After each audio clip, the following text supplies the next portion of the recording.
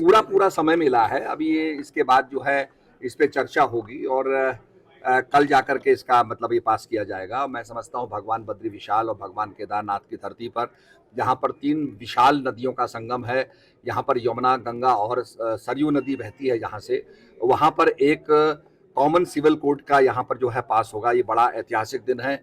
मैं धामी जी को बहुत बहुत बधाई देता हूँ।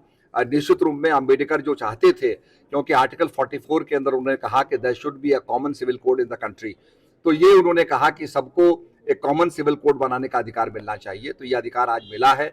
उस समय क्योंकि भारत का विभाजन हो रहा था, उपयुक्त समय नहीं था, तो उन्होंने यही कहा कि उपयुक्त समय के अंदर ये इस कॉमन सिविल कोड लागू होना चाहिए। वैसे भी आपको पता है कि गोवा के अंदर ये लागू है। पोर्चुगीज के ज़माने में ये कॉमन सिविल कोड बनाया गया था और उसके बाद आज़ादी के बाद उत्तराखंड पहला राज्य है और मैं समझता हूँ ये गौरव हम लोगों को मिला है। तो हम सब बहुत अभिभूत हैं और निश्चित रूप में इसको करतल ध्वनि से इसको पारित करेंगे। जो लोग समझ नहीं पा रहे हैं वो इसका विरोध कर रहे हैं। बिल का अध्ययन करने के बाद वो विरोध भी समाप्त हो जाएगा।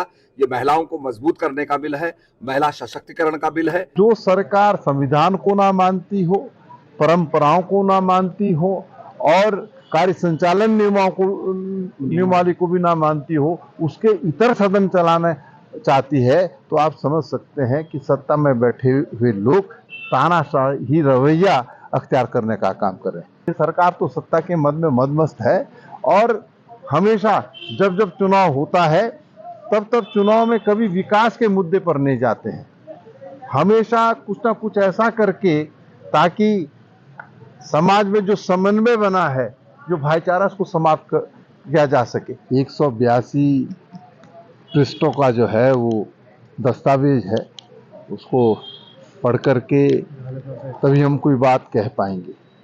उसमें सबसे बड़ी जो बात है कि कहीं संविधान के विपरीत सरकार द्वारा कोई ऐसा कृत्य ना किया गया हो या संसद द्वारा जो पारित कानून है उसका भी जो है कहीं उसको ओवरलैप या उल्लंघन ना किया गया हो। इन तमाम चीज़ों को देखने के बाद हम अपनी बात कहेंगे।